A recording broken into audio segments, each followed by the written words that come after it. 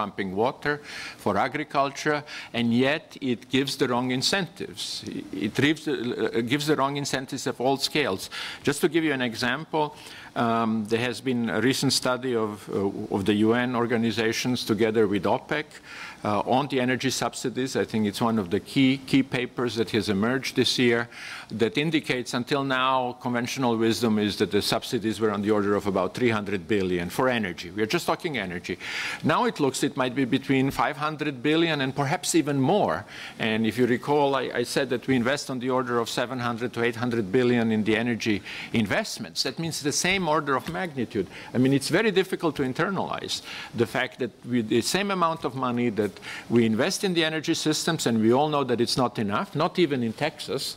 Infrastructures are aging, energy infrastructures, but all over the world, and they're inadequate, and yet we invest the same amount of time. There are countries around the world, without mentioning the names, where the energy subsidies are roughly 20% of the total economic value added of the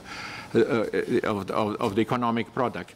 And that is, of course, generates lots of problems. One of them is that much of the subsidies go to the fossils.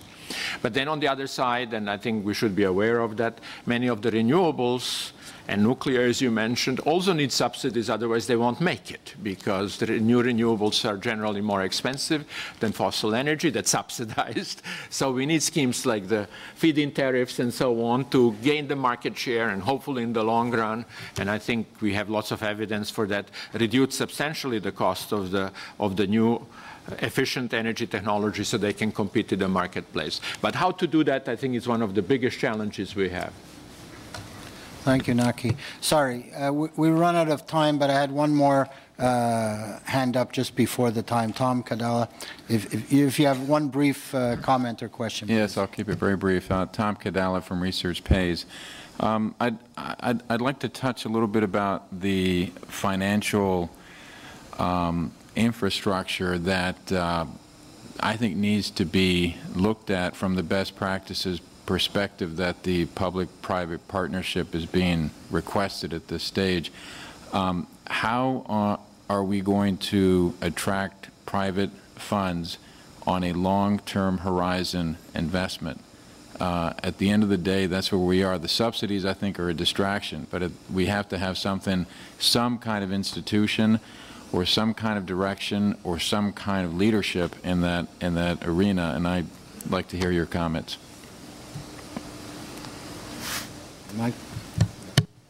Couple comments about this. I mean, capital is a critical piece of this because this is a very capital-intensive industry and sector any way you slice it. Renewables are capital-intensive, so is nuclear, so is all of it. Pipelines, transmission lines, they all require capital. And we like to pay for that capital over 20, 30, 40 years, but sometimes you have to have it up front in some way from someone so you can pay them back. And my impression is one of the real challenges for energy has been lack of clarity on what the rules are.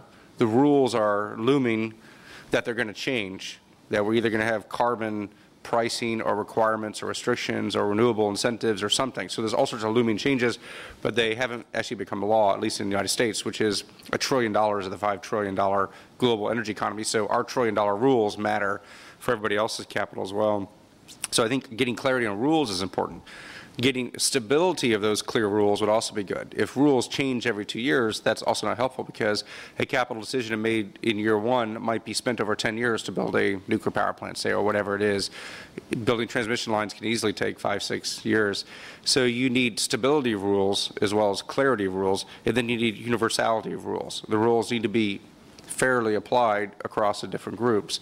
Subsidies, incentives, turning a blind eye on regulation, which is a form of subsidy as well, distorts the universality of how the rules are applied.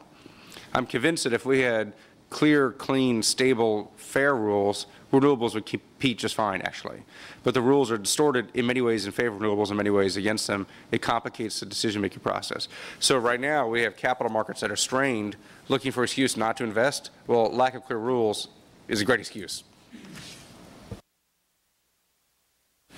A couple of insights. First, in the United States, we're actually paralyzed right now. 80% of the generation in the United States is regulated by public service commissions, and public service commissioners have two hats. that they have to wear. One hat is to make sure that the power is there whenever anybody turns the light switch on or anybody wants to put a manufacturing plant down.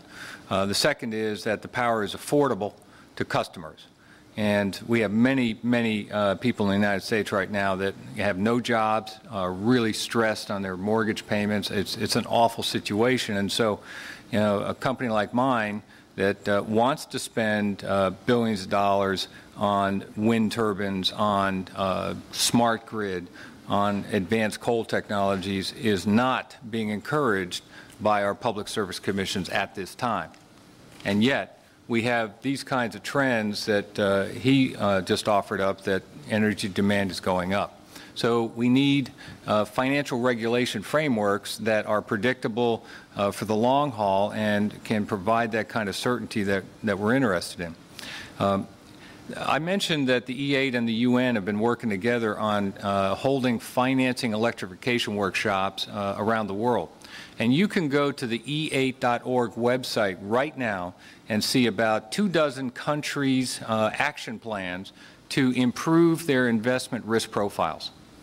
These are ministers that go to these meetings, they sit down with technology vendors, banks, power companies, and coming out the backside, they develop action plans. And we have those up on the e8.org website. You might be interested to see the broad array of ideas that they are actually putting into practice right now to make themselves less investment risked.